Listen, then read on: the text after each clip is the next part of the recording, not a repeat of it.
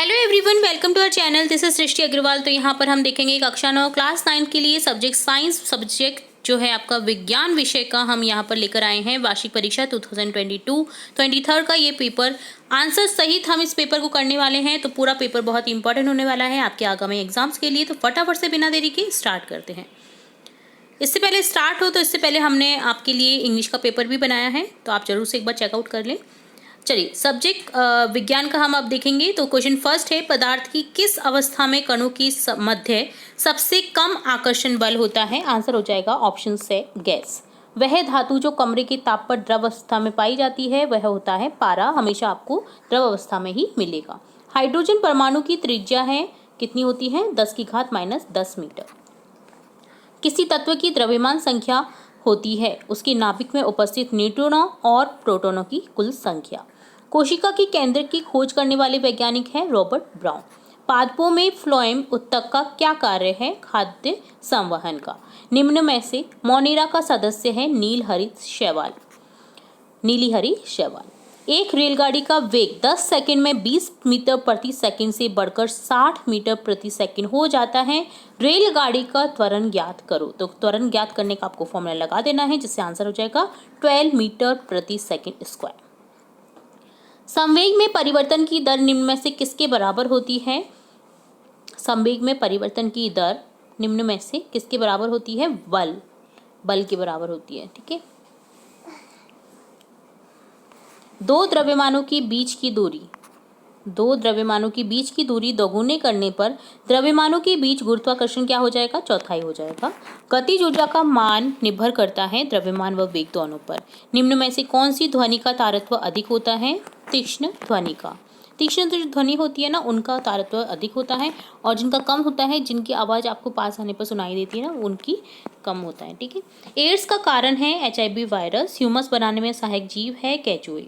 केचुओं को खाद्य आपकी खाद होती है ना, उसे बनाने के लिए यूज में लिया जाता है, और किसानों का इसे मित्र भी कहा जाता है, क्योंकि इससे जो मिट्टी है वो बहुत ही ज्यादा उपजाऊ बन जाती है। खरपतवार को अपना भोजन बनाने वाली मछली है ग्रास कॉर्प। निम्नलिखित प्रश्नों में रिक्त स्थानों की पूर्ति कीजिए। बैक्टीरिया के द्वारा नाइट्रोजन स्थिरीकरण की प्रक्रिया ऑक्सीजन की उपस्थिति में नहीं होती है। बर्फ का गलनांक कितना होता है? 273.15 केल्विन, 15 केल्विन। आवोगाद्रो संख्या का मान कितना होता है? 6.022 × 10⁻23, 6.022 गुना 10⁻23। DNA के क्रियात्मक खंड को क्या कहते हैं? जीन। पक्षियों में श्वसन किसके द्वारा होता है? फेफड़ों के द्वारा।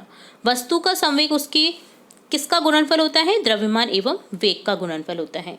1 किलोवाट आवर होता है 3.6 गुना 10⁻6 जूल में मेजर किया जाता है।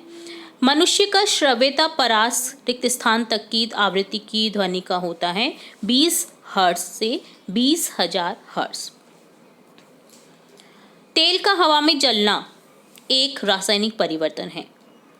पृथ्वी की सबसे बाहरी परत को कहते हैं स्थल मंडल। निम्न कथनों में सत्य असत्य बताना है। CFC क्लोरोफ्लोरोकार्बन क्लोरीन तथा फ्लोरीन युक्त अकार्बनिक यौगिक है, असत्य है। शुष्क दिन में कूलर अधिक ठंडा करता है, जी हाँ। अधिकांश तत्वों के परमाणु स्वतंत्र रूप में अस्तित्व में रहते हैं, असत्य है, ये गलत है। स्तनपायी जंतुओं में हृदय 4 कक्षीय होते हैं, सत्य है। किया गया कार्य वस्तु की गतिज ऊर्जा में परिवर्तन के बराबर होता है, सत्य। अति लघुतात्मक प्रश्न है, प्रश्न 12 है। निम्न का पूरा नाम लिखिए। LPG का होगा द्रवीकृत petroleum gas, liquefied petroleum gas. CNG का होता है संपीड़ित प्राकृतिक गैस, कंप्रेस नेचुरल गैस। जल में हाइड्रोजन तथा ऑक्सीजन के द्रव्यमानों का अनुपात सदैव कितना होता है? 8। संवहन उत्तकों के नाम लिखिए। जाइलम एवं फ्लोएम। गुरुत्वाकर्षण बल क्या है? विश्व के सभी पिंड एक दूसरे को आकर्षित करते हैं। वस्तुओं के बीच यह आकर्षण बल गुरुत्वाकर्षण बल कहलाता है। ध्वनि संचरण को ग्राफीय निरूपण द्वारा दर्शाने पर वक्र का शिखर किसको प्रदर्शित करता है? अधिकतम संपीड़न के क्षेत्र को। अणु तथा परमाणु में 2 अंतर लिखिए। अणु तथा परमाणु में अंतर है, यह 2 या 2 से अधिक परमाणु से मिलकर बना है, जबकि जो परमाणु होता है किसी भी पदार्थ का वह सूक्ष्मतम कण है जो रासायनिक अभिक्रिया में भाग ले सकता है। यह स्वतंत्र अवस्था में रह सकता है और परमाणु जो है वो स्वतंत्र अवस्था में नहीं रह सकता। रुधिर क्या है? रुधिर के विभिन्न घटकों के नाम लिखिए। रुधिर एक तरल संयोजी ऊतक है जिसके द्वारा संपूर्ण शरीर में संवहन होता है। रुधिर के मुख्य घटक निम्न है: कणिकीय अवयव, लाल रक्त कोशिकाएं, आरबीसी, श्वेत रक्त कोशिकाएं, डब्ल्यूबीसी, पट्टिकाएं, प्लेटलेट्स, जिनके बारे में आप सुना होगा। जब हमें कोई भी बीमारी हो जाती है ना, उसमें सबसे पहले प्लेटलेट्स गिरती है, खासकर डेंगू में प्लेटलेट्स गिर जाती हैं, जिनके कारण जो खून है वो चढ़ाने की नौबत आ जाती है। तरल अवयव में होता है प्लाज्मा। द्रव्यमान और भार के अभिलक्षण लिखिए। द्रव्यमान के अभिलक्षण है किसी वस्तु में उपस्थित द्रव्य की मात्रा को द्रव्यमान कहते हैं। इसके प्रमुख अभिलक्षण निम्नलिखित हैं। यह प्रत्येक स्थान पर समान रहता है। यह एक अदिश राशि है तथा इससे भौतिक तुला में तोला जाता है। भार की अभिलक्षण है किसी वस्तु का भार वह बल है जिससे पृथ्वी अपनी ओर खींचती है। जिसके अभिलक्षण निम्न है। यह एक सदिश राशि है जिससे कमानीदार तुला से तोला जाता है। यह स्थान स्थान पर बदलता है। द्रव्यमान के अनुक्रमानुपाती होता है। एंटीबायोटिक क्या है? ये कैसे कार्य करते हैं? आंसर हो जाएगा एंटीबायोटिक वे रासायनिक पदार्थ हैं जो सूक्ष्म जीवों से उत्पन्न किए जाते हैं। ये सूक्ष्म जीवाणु की वृद्धि को रोकते हैं और उन्हें मार देते हैं, जैसे पेनिसिलिन, टेट्रासाइक्लिन आदि। बहुत से जीवाणु बैक्टीरिया अपनी सुरक्षा के लिए कोशिका भित्ति बना लेते हैं। एंटीबायोटिक कोशिका भित्ति बनाने की प्रक्रिया को रोक देती है और जीवाणु मर जाता है, इसीलिए एंटीबायोटिक गोलियां ली जाती हैं। पेनिसिलिन जीवाणु की कई स्पीशीज में कोशिका भित्ति बनाने का प्रक्रिया को रोक देता है। परिणाम स्वरूप जीवाणु कोशिका भित्ति नहीं बना पाते और वे सरलता से मर जाते हैं। नेक्स्ट क्वेश्चन है, खरपतवार क्या है? ये पौधों को कैसे नुकसान पहुंचाते हैं? कृषि योग्य भूमि में कृषि के साथ अनावश्यक पौधे पैदा हो जाते हैं, जैसे गोखरू, गाजर, घास आदि। इन्हें खरपतवार कहते हैं। खरपतवार मुख्य फसली पादपों के साथ साथ भोजन, स्थान और प्रकाश के लिए प्रतिस्पर्धा करते हैं। इसका आशय यह है कि ये मुख्य पादपों का भोजन, स्थान, प्रकाश आदि का उपयोग स्वयं कर लेते हैं। ये वृद्धि कारक पोषकों का भी उपयोग कर लेते हैं, जिससे मुख्य फसल इससे प्रभावित होती है और उत्पादन कम हो जाता है। निम्नांक प्रश्न है, पादप कोशिका का नामांकित चित्र बनाइए। किन्हीं दो कोशिकांगों का वर्णन करें जो पादप कोशिका में पाए जाते हैं। तो नामांकित चित्र इस तरह से आपको बना देना है। नामांकन जरूर करना है ताकि आपके नंबर बिल्कुल भी ना कटें। अब यहाँ पर प्लेस्टिड, यह पादप कोशिका में पाए जाते हैं। सिर्फ ये दो प्रकार के होते हैं, क्रोमोप्लास्ट और ल्यूकोप्लास्ट।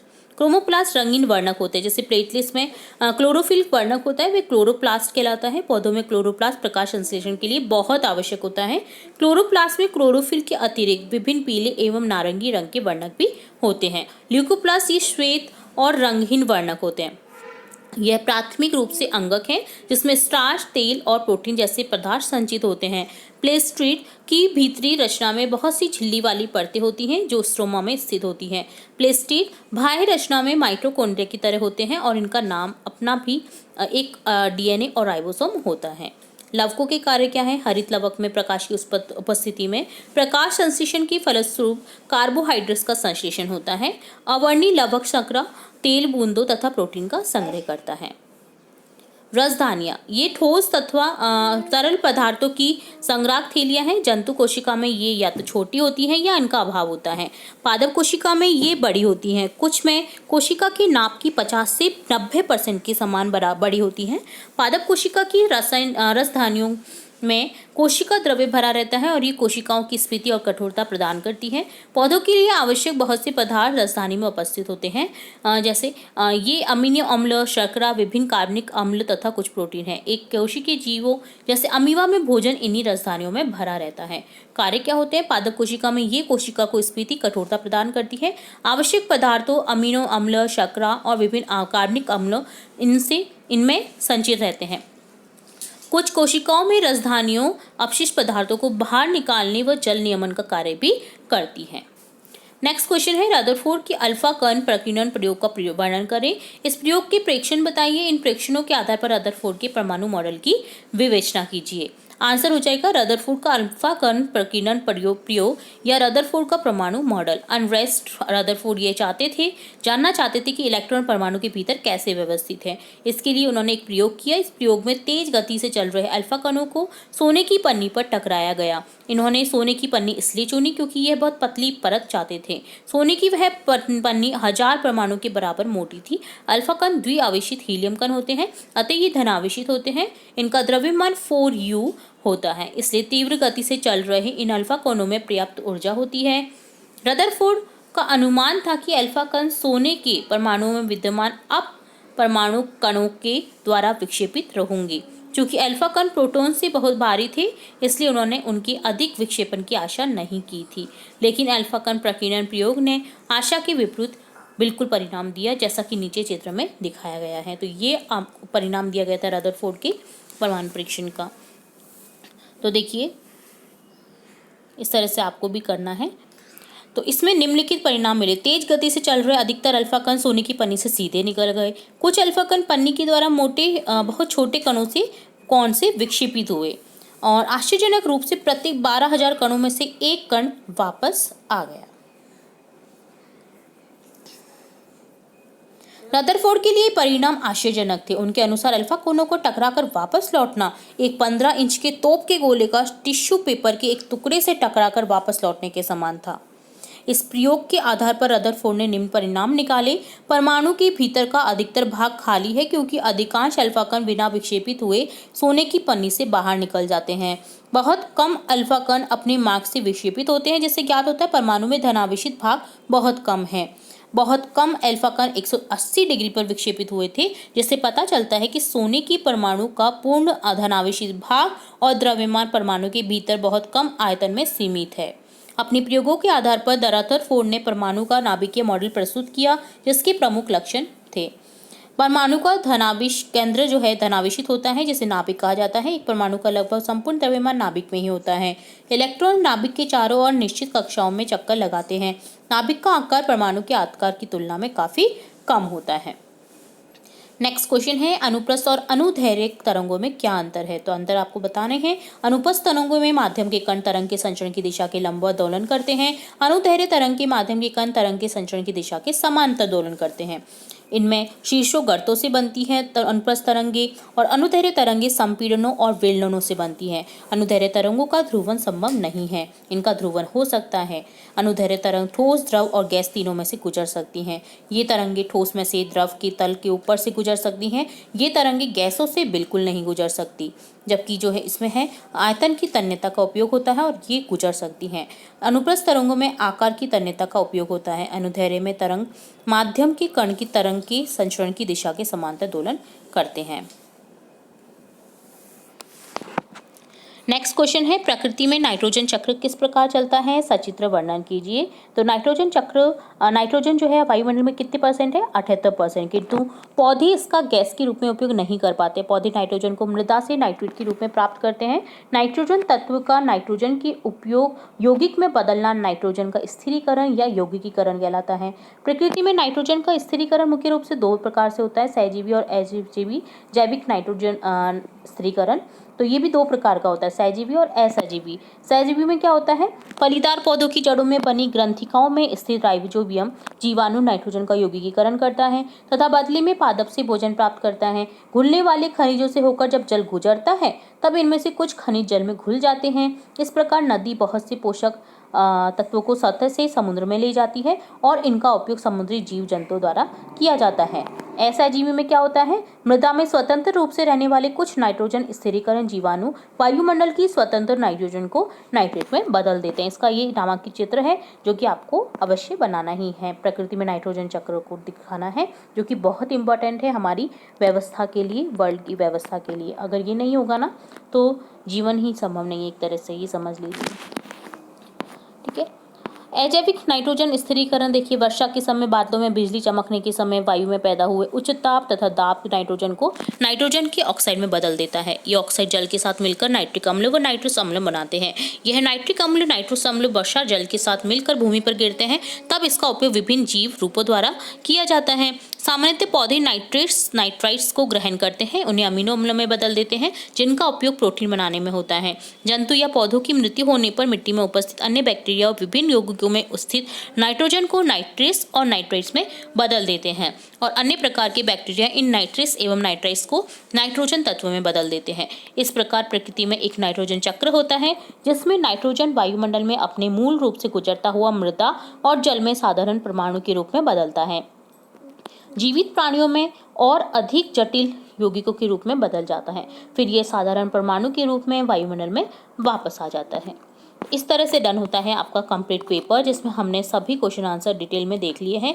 सभी के आंसर्स उम्मीद है आपको समझ आ गए होंगे। फिर भी अगर आपको किसी क्वेश्चन में कोई डाउट रहता है, किसी क्वेश्चन में कोई डाउट रहता है, तो जरूर से आप कमेंट बॉक्स में कमेंट करके पूछ सकते हैं। और इसी तरह की इंपॉर्टेंट वीडियोज़ देखने व सुनने के लिए जुड़े रहे हमारे चैनल के साथ। वीडियो को पूरा देखने के लिए धन्यवाद।